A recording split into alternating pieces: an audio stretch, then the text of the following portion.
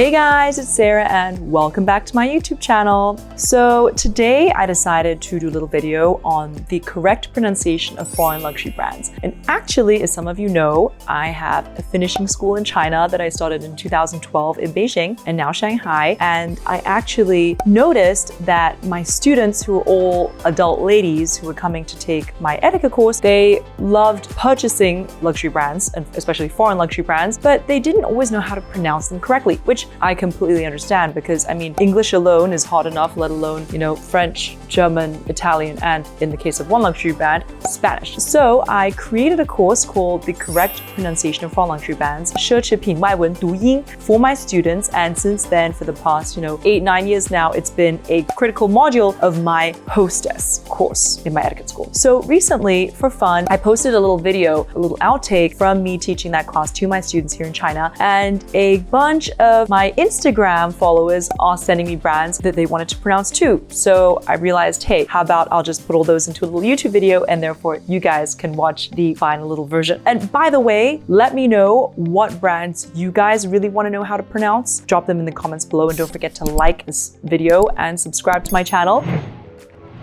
So, luxury brands, we love them, we love to hate them. But listen, I always say that learning to correctly pronounce a brand, whether luxury or not, is step one to truly understanding and appreciating that brand's culture and heritage. It's like, knowing how to say your friend's name. So I've divided a couple here. I've divided by language: French, Italian, German, and there's one that's Spanish. And by the way, if you can guess, prize to you.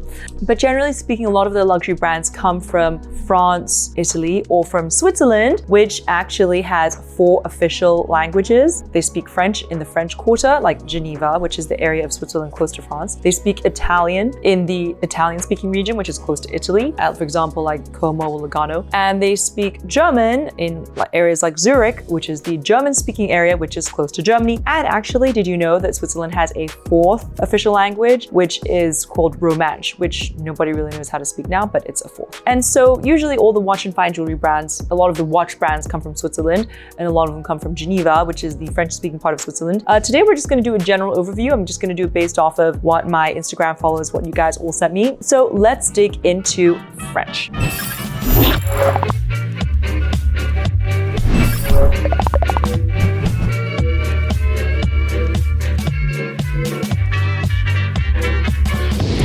Okay, so this is a watch brand that a lot of young people, and especially in China, it's actually a watch brand that's doing really, really well. It's called AP for short, especially here in China. And the correct pronunciation is Audemars Piguet. Now, why is it Audemars, not Audemars? Because there's an S on the end of it. Well, in French, if there's an S at the end of a word, you do not pronounce it. You just don't see it, like slash it out, invisible. And that becomes Audemars, okay?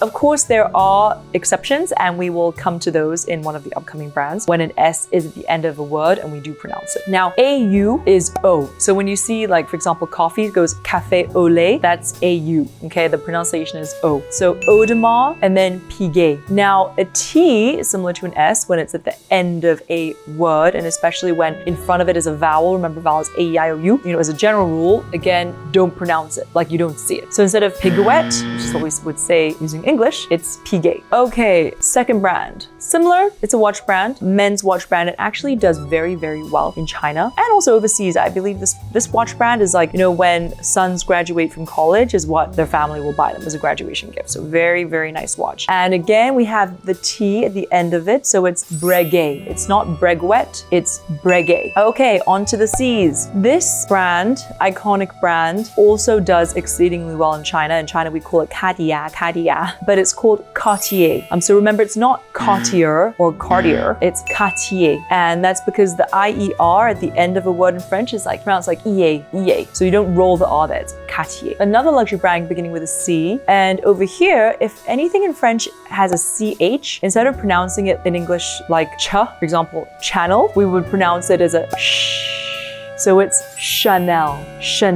And in Mandarin, this is called Xiangnai'er. Now, this one's also a French brand with a C. It's actually a car brand. And 2 of my Instagram followers sent me this. And it's kind of fun. I mean, it is it is kind of hard to pronounce. And I think a lot of French people even have disagreements with themselves over how to pronounce it. But this is pronounced citron, citron. Now there is a little umlaut accent situation on top of the E, which I think does confuse some people. But so some people say, oh, citron, is it citroen, blah, blah, blah. But French people tell me it's citron, nice and clean. Okay, on to the next brand. This brand is pronounced Givenchy. And why is it Givenchy as opposed to Givenchy? Well, the G in French is pronounced like a J. So it's like, it's soft, it's J as opposed to a G. And then the CH, like we said before, is like sh, similar to Chanel. So Givenchy, Givenchy. Most English-speaking people just call it Givenchy. Okay, now for one of the hands down like best-selling luxury brands globally and especially in China, Hermes. So the H, when it's in the very front of a word in French, goes invisible. It's like, again, you don't see it, especially if it's in front of a vowel. So if it's H and then A, E, I, O, U, or H, A, H, E, H, blah, blah, blah, as long as there's a vowel after the H at the beginning of a French word, you don't pronounce the H. And remember before we mentioned that if there's an S at the end of the word, you don't pronounce the S. Well, but guess what? The reason this is not pronounced M, but rather Hermes, is because on top of the E, there's a little accent. And so that means you pronounce the S, Hermes. Oh, and in China, we call this 爱马仕, which means love horse person, 爱马仕. And of course, it's a great translation because Hermes is known for its saddlery, blah, blah, blah, blah, blah. Okay, next one, which in China, a lot of people call LV, just to keep it short and sweet. Louis Vuitton, Louis Vuitton.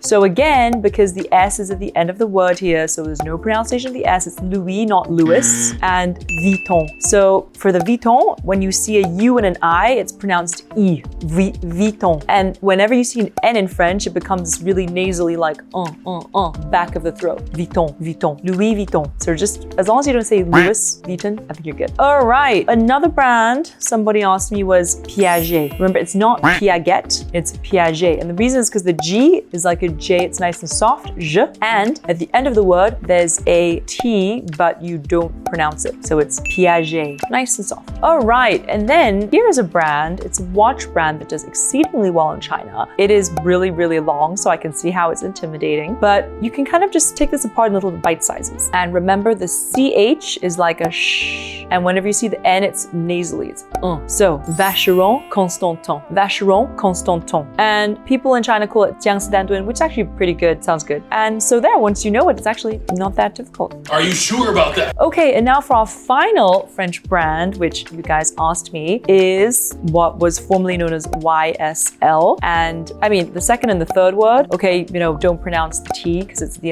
end of the word. But the first word is particularly tricky. A lot of people get thrown off by this. And it's actually a commonly used first name for men in French. And it's Yves. So the Y-V-E-S, you don't pronounce the S, pretend it's invisible. And you pronounce it Yves, like E-V-E, Yves. And so it's Yves Saint Laurent. And the R is nice and throaty. So they actually took off the Yves a few years ago. And so now it's just Saint Laurent. And I did ask some friends of the brand, was this for Chinese consumers? Because it was too difficult. And they said no comment. But, just call it Saint Laurent, not Saint Laurent.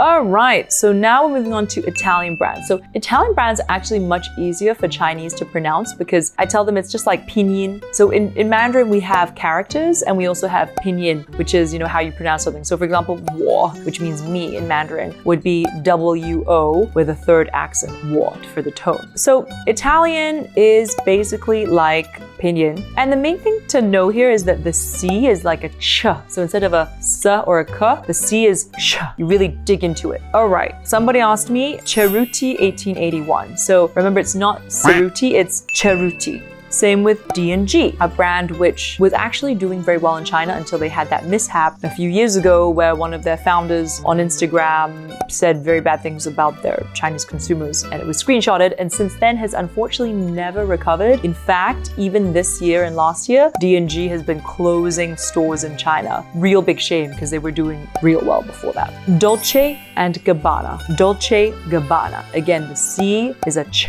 Dolce. All right, now there's a menswear brand brand that is known for their suits and all over the world, I mean, have done well in China from day one. They're one of the first luxury brands to enter China like 20 years ago, longer. They recently just celebrated some kind of maybe 30-year anniversary or something. Anyway, and this is pronounced, well, in Mandarin they call it Jiania, which I think is a very, very nice translation. And in English, or well, in Italian, it's pronounced Ermenegildo Zegna. So the G is a J, Gildo. Ermenegildo Zegna. And basically people just call it Zegna. Amazing materials, doing very well in China. All right, and then our final Italian brand, Versace. So the heaviness is on the sa, and then again the CE is a che. So it's not Versace, which is actually what a lot of Chinese people think it is initially. They're like, oh, is it Versace? And it's not what actually most people call it, which is Versace. Most people in the English-speaking world call it Versace. In Italian, it's actually Versace. Gianni Versace. Donatella Versace.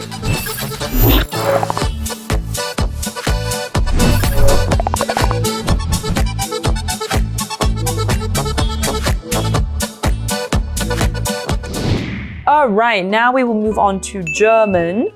So I actually went to the German-Swiss International School, GSIS, in Hong Kong. So my dad speaks German. He studied it when he was young. They sent me to the German school. I've been to multiple summer language camps in Germany. So I have a particular affinity for German. It's actually not that difficult. It's easier to pronounce than French. Are you sure about that? Until you hit some umlauts. So here we go. A watch brand that is known as a very, at least in China, it's known as a very sort of 低调 watch brand. It's like a low-key, elegant watch brand. A Lange und Söhne. So basically, you know, in China we call it Lange, and you can call it Lange and Söhne. But above the Söhne is 2 dots, which in German is called an umlaut. So if there were no umlaut, it would be Söhne. But because you have the umlaut, it's Söhne. Lange und Söhne. Okay, and then this car brand, which all of you must know, which quite a few German followers on my Instagram said, please remind everybody that this car name has 2 syllables. I said, okay, Porsche.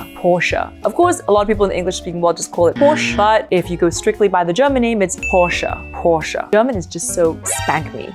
And then there's a watch brand that, you know, I didn't even know how to pronounce until I started learning German. And a lot of people say Tag Heuer, but it's actually Tag Heuer because of the H-E-U, Heuer, Tag Heuer.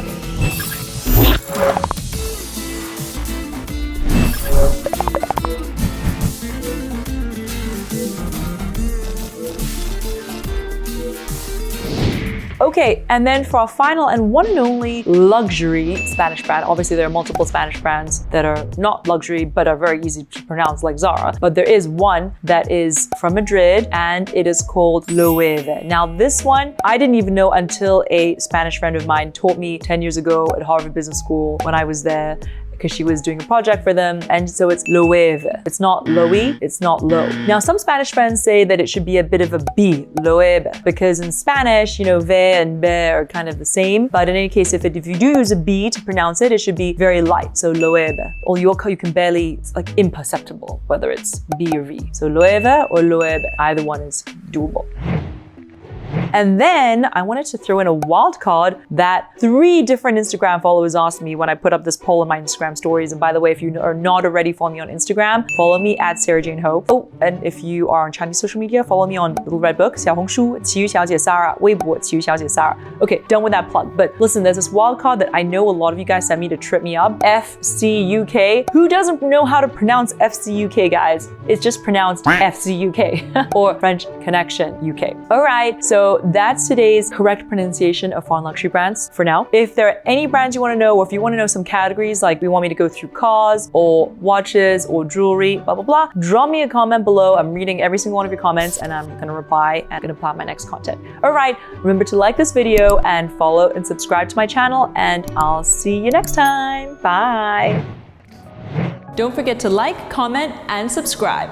I'll be posting a new video each week who have tips and tricks that I think will help all of us lead a better life.